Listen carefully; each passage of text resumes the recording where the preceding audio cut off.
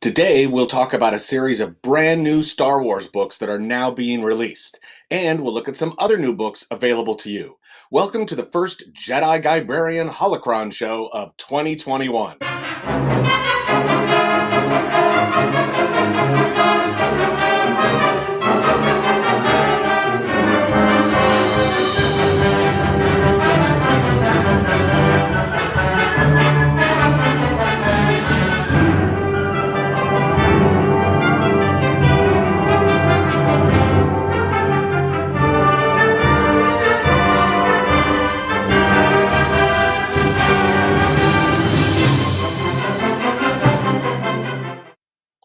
So, if you haven't heard yet, a whole new series of Star Wars books is being created, and they're coming out right now. It's called The High Republic, and it takes place way in the past, before the Skywalker saga happens. I have one of the new books right here called A Test of Courage by Justina Ireland. I'm going to read the opening prologue so that you can hear about this new time setting that we're in. Star Wars, The High Republic. The galaxy is at peace, ruled by the glorious Republic and protected by the noble and wise Jedi Knights. As a symbol of all that is good, the Republic is about to launch Starlight Beacon into the far reaches of the Outer Rim. This new space station will serve as a ray of hope for all to see. But just as a magnificent renaissance spreads through the Republic, so does a frightening new adversary. Now the guardians of peace and justice must face a threat to themselves, the galaxy, and the Force itself. That's a great intro for setting up the adventures about to take place during this time when many Jedi Knights protected the whole galaxy. There are many new characters that we will all need to learn about, including the main protagonist in this book. Her name is Vernestra, or Vern for short, and here's a little video clip to learn about her and this new series. Centuries before the rise of the Empire, prosperity, pioneering, and adventure marked the era of the High Republic. Vernestra Rwoh is the gifted Mirialan Padawan of Jedi Master Stellan Gios. Her connection to the Force and her skills with the lightsaber are exemplary. At just 15 years old, Vern passed her Jedi trials and became one of the youngest Jedi Knights in the history of the Republic. Vern may be young and inexperienced, but the Jedi Council sees great promise. While accompanying delegates to the Starlight Beacon launch ceremony, a great disaster strikes, and Vern steps up to take command on her very first mission. This era is one of adventure and exploration for the Jedi, as they work to protect the Republic. That's a great video intro to our protagonist. But what about the antagonists who stand in the way of a protagonist's success? Who is the danger to the Republic in this new series of stories? Well, I have a feeling there will be more than one, but right now the first danger seems to be from a group called the Nihil. Here is a little video clip about them. Anarchists of the Outer Rim, the Nihil, are masked marauders, all led by dangerous Tempest runners with the same mindset. You can't take it with you, but we can take it from you. An attack from the Nihil is marked by ominous smoke and poisonous gases that serve to intimidate and then kill their prey.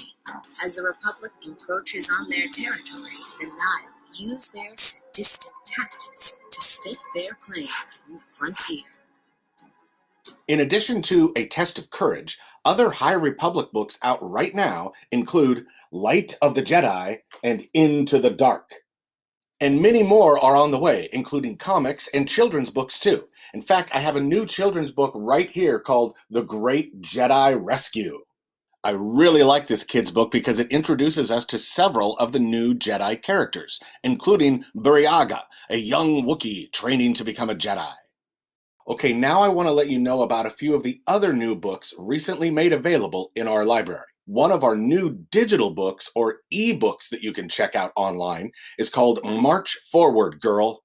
It's a true story and memoir that would be an excellent read in February for Black History Month. It's written by Melba Patillo Beals, civil rights activist, journalist, author and Congressional Gold Medal recipient. She tells us about her childhood growing up during the unequal and dangerous times of segregation and Jim Crow laws, and of how she decided to take a stand for change. Here's a part in the book where she hears about what Rosa Parks did and thinks about what she can do too.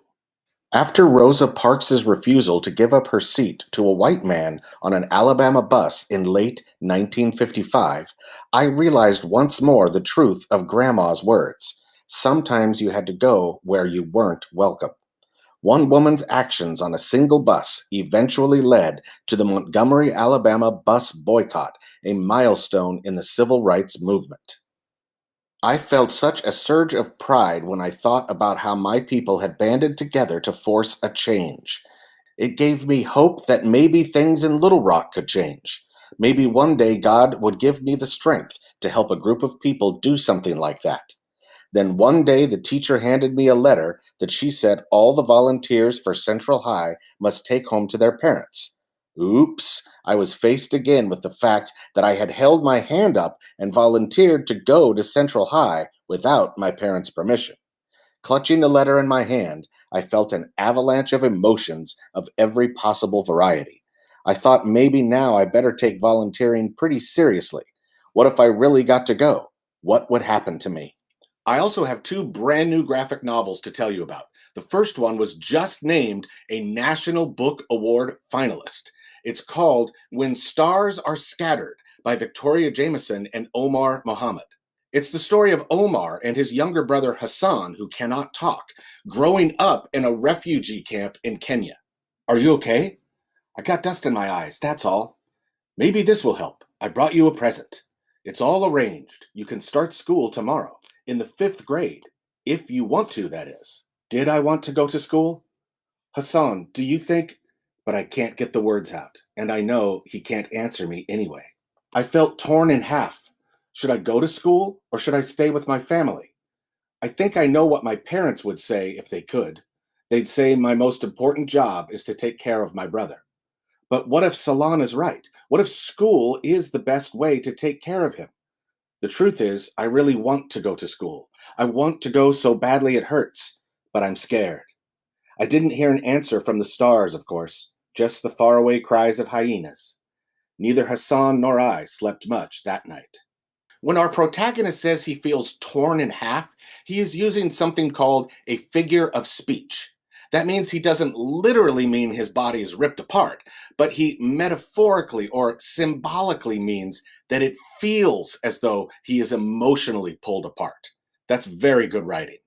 This is an emotional and eventually inspiring true story that really helps you see the different lives that some people have led and the struggles they've had to overcome and those who have helped them to do so. The other new graphic novel is part sci-fi fantasy superhero story and part realistic fiction. It's called Superman Smashes the Klan by Jean Luen Yang. The superhero part of the story is hearing about how Superman learns to use the new powers he is developing, learns about kryptonite, and thinks back to his childhood discovering he is an alien. The realistic part is how Superman helps a young Chinese-American brother and sister when they are being threatened and attacked by racists and dangerous white supremacists.